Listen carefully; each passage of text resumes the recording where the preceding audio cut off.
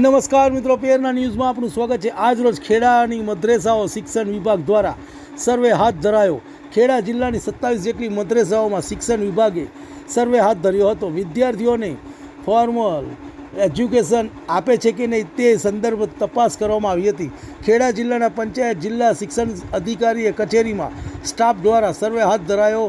વર્ગ 2 અને CRC સહિતના અલગ અલગ સ્ટાફ દ્વારા મદ્રેસાઓમાં તપાસ હાથ ધરવામાં આવી હતી। બાળકોને મદ્રેસાઓમાં અભ્યાસ કરે છે કે કેમ અને નીતિ નિયમો લઈને તપાસ હાથ ધરવામાં આવી હતી।